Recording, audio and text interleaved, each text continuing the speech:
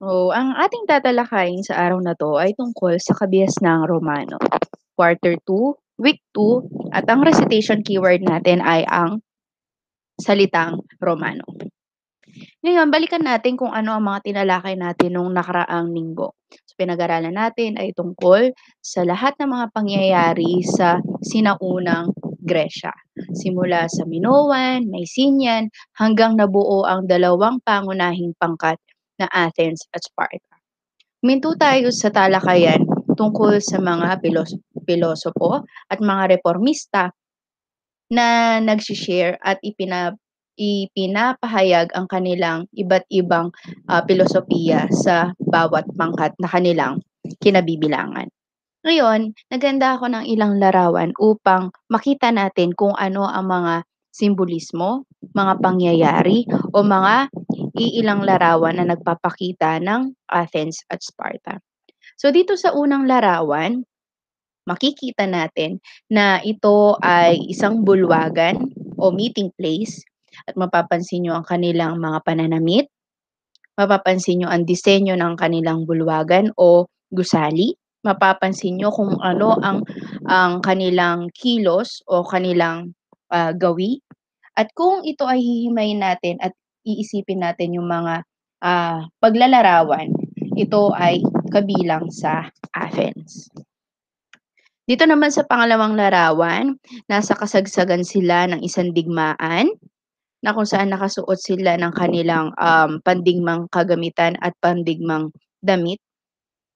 At mapapansin natin na sila talaga ay mga sundalong ah, i, i- inilagay sa isang digmaan upang protektahan ang isang ah, kanilang mga lugar. So ito ay ang Sparta. Okay, next one. So kung mapapansin natin dito ay mula bata pa lang o binata pa ang mga ito ay nagiging bukas na sila sa ah, ehersisyo at mga training sa pakikipagdigmaan. So kahit na nasa mabatang edad pa rin sila ay tinuturuan kung paano alagaan ang kanilang sarili, palakasin ang kanilang pangangatawan, i-introduce sila sa mga iba't ibang kagamitang pandigma dahil sila ay later on magiging isang mandiregma ng Romano. At ito ay ang pangkat ng Sparta. Next one naman, mapapansin naman natin dito na merong isang guro at isang estudyante na pinag-aaralan ang isang kasulatan. Dito naman sa pangalawa, nagtuturo ang isang guro ng musika, nagtuturo ng iba't ibang klase ng skills o mas pinahahalaga nila ang mataas na edukasyon. So ito ay ang Athens. Next naman, kung mapapansin natin, ang mga tao ay may kalayaang ipahayag ang kanilang opinyon at pananaw sa isang issue na tinatalakay nila dito sa larawan. Dahil sa kalayaan na yon, sila ay ah, demokratikong pamamahala at ipinapakita ang kalayaan ng bawat isa. So ito ay ang Athens. At lastly, kung mapapansin natin, naging parte na ng pang-araw-araw na buhay ng mga taong 'to ang palakasan, pagpapalakas ng katawan, pagpapalakas ng isipan. Ah, Dito makikita natin nakikipagbuno na sila, napaka-visible ang, um, mas pinapaigting nila ang pisikal na kapangangatawan kaysa sa intelektuwal na pag-unlad. So ito ay ang Sparta. So ngayon, sa paglipas ng ating mga susunod na mga talakayan, mas makikita natin kung gaano kaganda ang kabihasnan na umusbong sa Europeo. So kung natapos na tayo sa kabihasnang Gresya, makikita natin ang mga iba't ibang digmaan na kanilang sinuong para sa kanilang kapangyarihan, kayamanan at impluwensya. Pero bago diyan, pumunta muna tayo sa isa pang napakamakulay na kabihasnan. Ito ay ang kabihasnang Romano na matatagpuan sa Latium o sa kasalukuyang panahon ay ang Italy. So kung mapapansin nyo, ito ang Italia, Sa kasalukuyan, ang Italia ay hugis bota. Makikita natin diyan mamaya. So, ang Latium ay parte ng European continent. So, magsisimula tayo sa isang napakamakulay na alamat na kung saan iingilan pa rin ang naniniwala na mga Romano na dito talaga sila nagmula bilang isang kabihasnan. So, ito ay tungkol sa ah, dalawang napakamakapangyarihang nilalang dahil naniniwala sila na itong kambal na 'to ay anak ng Diyos na si Mars. So, 'di ba nga natalakay natin sa Gresya merong Poseidon, Zeus, Hera, Apollo. So, meron ding, katumbas na mga pangalan at pinaniniwalaan ang mga Romano. At dito naniniwala ang mga Romano na ang kambal ay anak ni Mars. Iyan, magsisimula ang kwento ng alamat tungkol sa dalawang napakamakapangyarihang pinuno. Ang pinakapinuno ng Latium ay si Numitor. Si Numitor ay isang makapangyarihang pinuno na tinitingala ng lahat. Ngunit sa paglipas ng panahon, mas nagiging mahina na siya dahil siya ay tumatanda na. Kinakailangan na niya maisalin o maibigay sa susunod na tagapagmana ang kanyang kapangyarihan. At nandiyan naman si Amulius na isang ah, napaka makapangyarihan ding pinuno na nakikitaan na siya ang pagpapasahan ng ah, kapangyarihan ni Numitor. Ngunit dumating ang isang napakamagandang pangyayari sa Latium. May ipinanganak na dalawang lalaki na pinangalanan ng Romulus at Remus at pinaniniwalaan niya na anak ng Diyos si Mars. At noon nga, katulad din sa Gresya, naniniwala sila na kapag ito ay itinakda ng kanilang mga Diyos, ito ay kanilang sinusunod. Kaya imbis na si Amulius ang naging susunod na pinuno ng Latium, ay hinintay nila upang maipasa sa kambal na ito. Ngunit dahil natakot si Amulius na hindi siya ang maging pinuno ng Latium, parang naging Moses ang dating. Di ba si Moses yung pinaanod din sa Nile River? Dito, pinaanod din yung dalawang bata, itong kambal na to. Ito ay pinaanod sa Tiber River. At doon, habang umaagos ang ilog, ay napunta ang dalawang bata sa pangangalaga ng isang babaeng lobo. Tinatawag nga ito sa kasaysayan na she-wolf kasi babaeng lobo. So inalagaan ng lobo na ito ang dalawang bata o kambal na bata hanggang sa dumating sila sa edad na kung saan kayang-kaya na nilang bumalik sa kanilang kaharian. Dahil diyan, nung lumaki na si Romulus at Remus, sila ay bumalik sa Latium at kinuha nila ang kapangyarihan ng pinuno doon. At dahil diyan, sila ang nagpalago, sila ang nagtatag ng kabihas ng Romano. Yan. So, magsisimula tayo sa napakapayak na pamumuhay ng Romano. So, yun ay isang alamat na pag-usap-usapan na yun ang simula ng lithium. Pero, kung ibabase naman ito sa kasaysayan ng mga scientificong nakikita natin, katulad ng fossils, ng mga artifacts, nagsimula ang Romano sa Ilog Tiber na malapit sa Seven Hills City. Makikita nyo ito ang Ilog Tiber.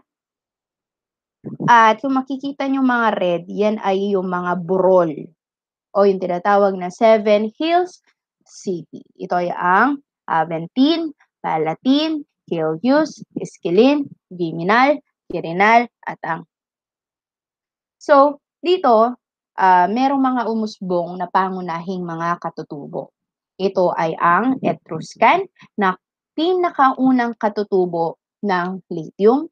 Sumunod ang mga Latin, at ang pinakakahuli-huli ang mga katutubo ay ang Greek.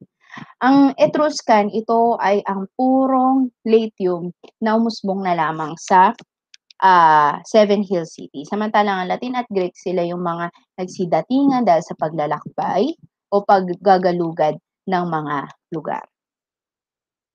Yan. So, nagkaroon na ng mapayapang kabiasnan, natututo na silang mamuhay sa kanilang sarili, nabubuhay na nila ang kanilang agrikultura, nagkakaroon na sila ng sapat na pangangailangan sa pang-araw-araw. Ngayon, ang pinaka-pinagtuunan ng pansin ng Latium o kabiasnang Romano ay ang pamamalakad sa isang pangkat o sa mga malawakang pangkat ng Romano. Kaya ang tawag sa kanilang pinuno noon ay hari. At ang hari na ito, may karapatan siyang ehekutibo, lehislatibo, at hudikatura. Kung naaalala niyo sa talakayan natin ng grade 7, ang ehekutibo, ito yung mga grupo ng tao o particular sa Pilipinas, ang presidente na nag-aaproba ng batas. So, kung aprobado ang batas, maganda ito para sa isang pangkat, aaprubahan ito ng hari. Siya pa rin. Ngayon, ang legislatibo naman, ito naman ay ang sangay ng pamahalaan na gumagawa ng batas. So, ito ay tagagawa. Pasensya na sa sulat. Sa gawa. Ito yung approve. Yan yung approve. At ito ng hudikatura, ito naman ang nagpapatupad. So, kung i-discuss natin yan sa perspektibo ng pamahalaan ng Pilipinas, ang ehekutibo, ito yung sangay ng pamahalaan na nag-aaproba o yung presidente. Samantalang legislatibo, ito yung mga senador na gumagawa ng mga batas. At ang hudikatura naman ito yung nagpapatupad. Kumbaga, ito ang sangay na nagsasabi kung tama ba o mali yung ginawa ng tao batay dun sa batas na naipasa. So, dito sa sa iba't ibang bansa ngayon sa buong mundo, nakahati yan. Presidente, senador, at mga judge o mga hukom. Pero sa panahon noon sa kabias ng Romano, ang lahat ng karapatan na ito ay nasa hari lamang. O siya ang gumagawa ng batas, siya yung nag-aaproba ng batas, at siya ang nagpapatupad ng batas. Ibig sabihin, napakamakapangyarihan ng mga hari noon. Ngayon, sa paglipas ng panahon, hindi natin maiiwasan na may mga batas na ipinapatupad ng mga hari na against sa mga kagustuhan ng tao. Kaya unang mangyari diyan, magkakaroon ng alitan, magkakagulo, hindi susunod ang tao hanggang bumagsak ang pamahalaan o kabihasnan na kanilang kinabibilangan. Kaya ang huling hari ng sinaunang Rome ay si Tarquinius. Siya ang huling hari. Ngayon, dahil napag-isip-isip ng mga tao na na hindi pwede na isa lang ang hahawak ng lahat ng kapangyarihan, ang nangyari ay nagkaroon ng Republikang Romano na kung saan hindi lamang hari ang humahawak ng kapangyarihan, kundi nahahati sa grupo. So, ang Republikang Romano ay binubuo ng Senado. Diba yung mga Senado natin ngayon, o senador, yun ay yung mga binoto natin bilang representante ng bawat probinsya. Congressman, kasama pa rin din ng congressman, representative, hanggang umabot tayo ng mga senador. Ngayon, sa Republika Romano, ganun din. Merong representative ang bawat grupo. At ang grupo na ito ay ang maharlika at mga manggagawa. Yung mga maharlika o yung mga mayayamang tao, ang representative nila sa Senado ay ang mga patrician. Samantalang ang mga manggagawa, mga ordinaryong tao, mga mangangalakal at manggagawa, ito ay ang representative para sa plebeian. So, yun ang tawag. Ibig sabihin, pag patrician ka, ikaw ay isang maharlika. Samantalang ang plebeian, ikaw ay isang manggagawa, mangangalakal. Ngayon, hindi naman pwedeng sobrang dami ng kasama sa Senado. Dapat meron pa ring pipiliin na ilang mga matatalinong tao, mapangunawang mga tao para maging kabilang sa pinakapinuno ng Romano. At mula sa patrician ay mamimili sila ng mga consul. So, ito na yung mga specific, yung mga talagang representative na tao. Hindi naman pwedeng lahat kasama. So, mamimili sila ng mga representative. Katulad din sa plebeian, hindi naman pwedeng lahat ng matatalinong tao kasama. Dapat meron pa ring representative. At ito ay ang tribune. Okay. Next. Yan.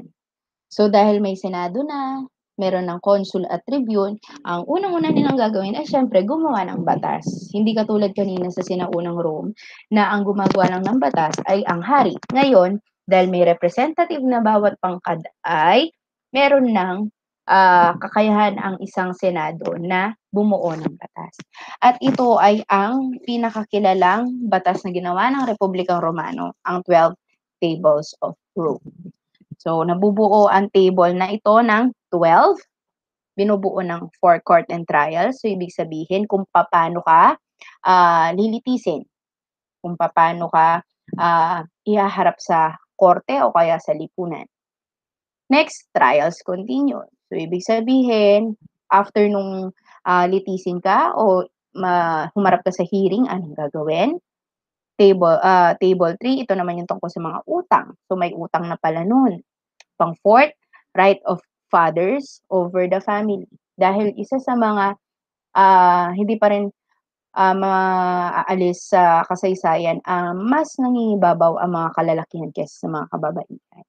Table 5, legal guardianship and inheritance law. So, mga tagapagmana, dahil nga masyado ng maraming natutuklas ng mga yaman na teritoryo ang tao, kailangan na din ng legal guardianship. So, 6 is acquisition and possession. So, dati-dati kung saan mo itinayo ang bahay mo, pag mamay-ari mo na yun, ngayon hindi na. Kailangan merong sapat na dokumento. Siyempre, table number 7, land rights. 8, torts and delicts or law of injury. Mga yan, siyempre may mga criminal laws na. Table 9, public law. Yung mga ginagawa ng tao na nasa pampublikong sitwasyon. Table 10, sacred law. And 11 and 12, ito yung mga naidadagdag sa paglipas ng panahon. Siyempre, kunwari may nakita sila na mali o hindi maganda sa ginagawa ng mga Romano, ginagawa nila ito ng batas. Okay. So, ngayon,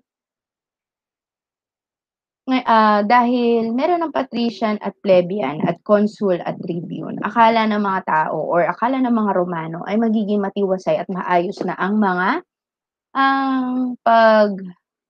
pagdaloy ng pamumuhay ng mga Romano. Pero meron pa rin kontra, sabi nga natin, meron pa rin sila makikitang hindi maganda.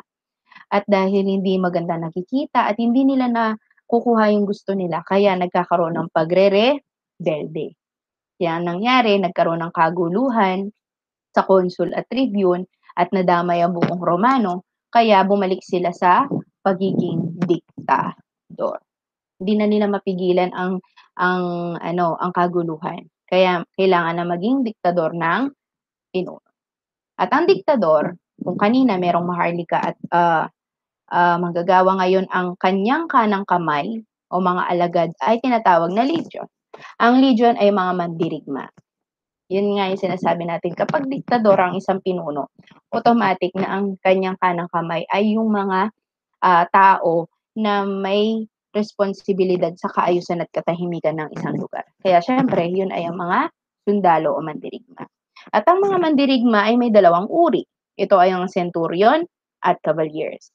Syempre, pag sinabing cavaliers, ang lagi natin naiisip ay mga knights o mga mandirigma na nakasakay sa kabayo. Tama, yun ang cavalier. Samantalang, ang centurion, ito naman yung mga nakikidigma sa panlupa. So, sila ang promoprotekta sa mababang level ng pakikipagdigma. Yan.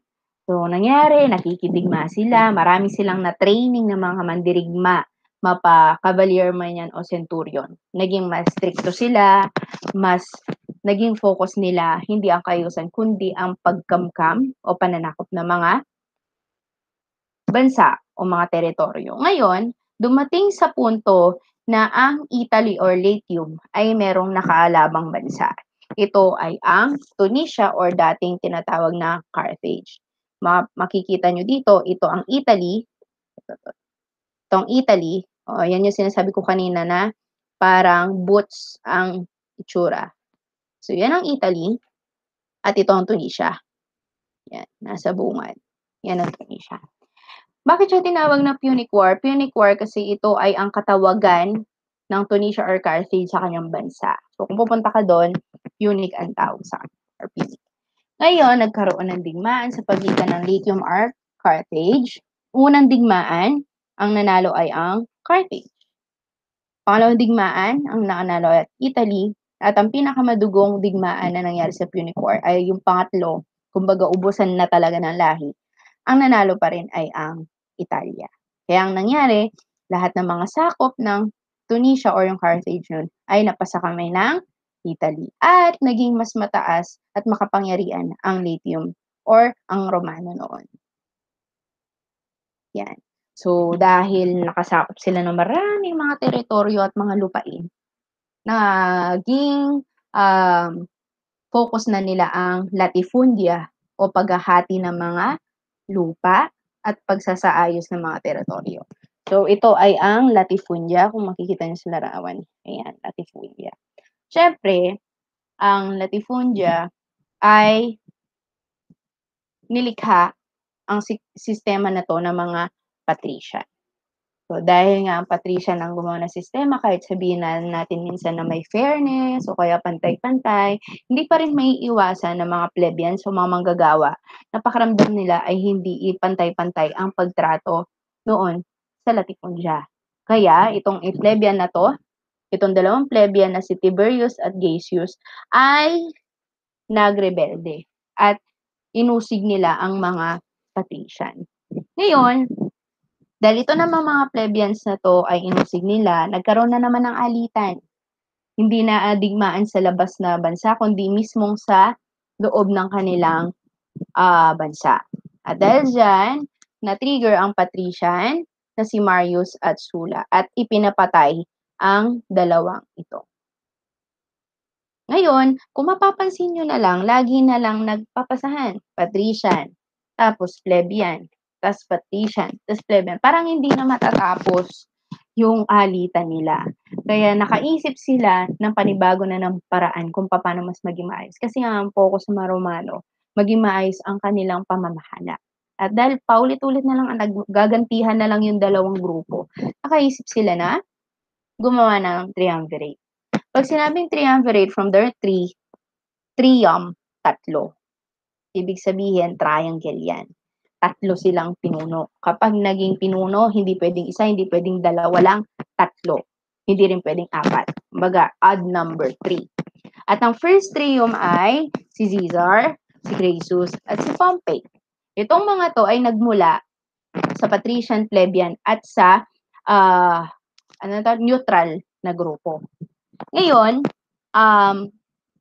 dito sa first trium na ito, hindi pa rin natin akala nila na kapag merong kasama sa patrician, kapag may kasama sa plebeian at nasa neutral, ay hindi magkakaroon ng lamangan. Pero ang nangyari dito ay nagkaroon ng traiduran. Nagkaroon pa rin ng pagiging abusado sa kapangyarihan, mas naging masidhi ang patayan.